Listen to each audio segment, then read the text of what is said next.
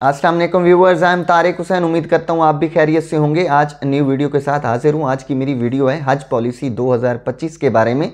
वजारत मजहबी अमूर ने हज पॉलिसी 2025 की मंजूरी दे दी है, जिसके ज़रिए आप वजारत की तरफ से नामजद बैंक्स के अंदर 18 नवंबर से 3 दिसंबर तक हज की एप्लीकेशन आप जमा करवा सकते हैं। उन नामजद बैंक्स में bank Al Habib, Habib bank, MCB bank, United bank, Askari bank और इसके बाद अलाइड बैंक हो गया।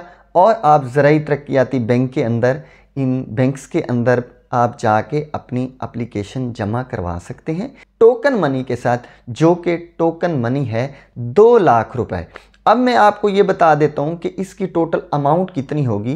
इस दफ़ा जो वजारत मजहबी अमूर ने जो अमाउंट डिसाइड की है वो की है 10,75,000 से 11,75,000 तक के दरमियान की जो सरकारी हज की अमाउंट उन्होंने इस दफ़ा अनाउंस की है। और इसमें उन्होंने जो कुर्बानी की अमाउंट रखी है वो 55,000 रुपये रखी है। तो ये इसमें उन्होंने एक और चेंजेस भी किए हैं। वो चेंज ये है कि इस दफ़ा जो अमाउंट होगी वो आप इंस्टॉलमेंट में पे करेंगे। जब आप एप्लीकेशन जमा कराएंगे आपको 2 लाख रुपए देना होगा। उसके बाद जब आपका नाम लिस्ट में आ जाएगा, आप सक्सेसफुल हो जाएंगे, तो आपको 4 लाख रुपए जमा कराना पड़ेगा। और जब आपका नाम आ जाएगा, उस टाइम आपने 4 लाख जमा करा दिए, तो उसके बाद 10 फरवरी तक आपने जितने भी बकाया जाते हैं वो आपने हर सूरत जमा करवाने हैं। अगर आपने इन डेट्स के दरमियान जमा नहीं करवाए तो इस दफ़ा उन्होंने थोड़ी सी सख्ती की है। वो ये है कि विड्रॉल की सूरत में, मतलब कि आपने एप्लीकेशन जमा कराई, फर्स्ट इंस्टॉलमेंट आपने दे दी और उसके बाद सेकंड इंस्टॉलमेंट में अगर आपने ताख़ीर की है तो इसमें भी आपकी कटौती मुतवक्के है। और उसके बाद अगर आपका नाम लिस्ट में भी आ जाता है, उसके बाद आप सारे बकाया जात भी जमा करा देते हैं, उसके बाद अगर आप नहीं जाएंगे हज की अदायगी के लिए, बहुत दफ़ा ऐसा होता है कि सक्सेसफुल हो जाता है, अमाउंट भी बैंक में जमा करवा देता है, उसके बाद वो कहता है जी मेरी ये प्रॉब्लम है, मैं नहीं जा सकता ड्यू टू क्रिटिकल इश्यूज़।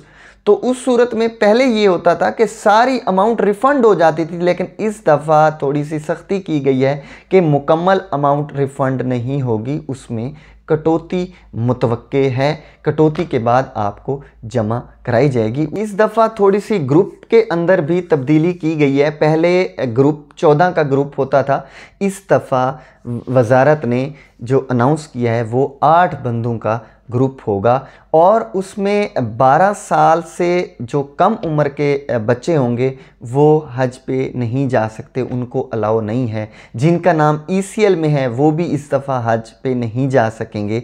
और उसके बाद ऐसी खातून जिसकी प्रेगनेंसी 5 माह से ज़्यादा होगी तो वो भी इस दफ़ा नहीं जा सकेंगी। और कैंसर के जो मरीज़ हैं जिनकी कीमोथेरेपी हो रही है वो भी नहीं जा सकेंगे।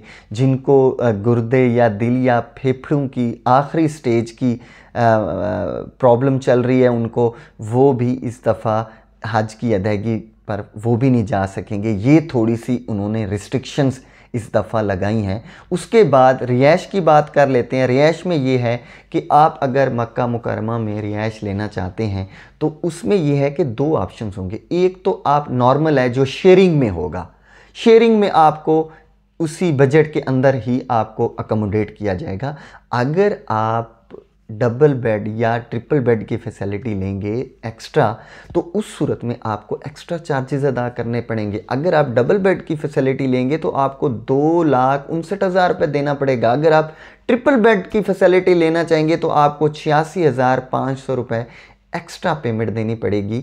और उसके बाद हम डॉक्यूमेंटेशंस की बात कर लेते हैं। इस दफ़ा उन्होंने कोरोना का सर्टिफिकेट कंपलसरी कर दिया है। और उसके बाद आपको पासपोर्ट होना चाहिए। इसकी एक्सपायरी आपकी 6 दिसंबर 2025 से पहले नहीं होनी चाहिए। आपका वैलिड होना चाहिए 6 दिसंबर 2025 तक पासपोर्ट। उसके बाद आपको मेडिकल सर्टिफिकेट देना पड़ेगा।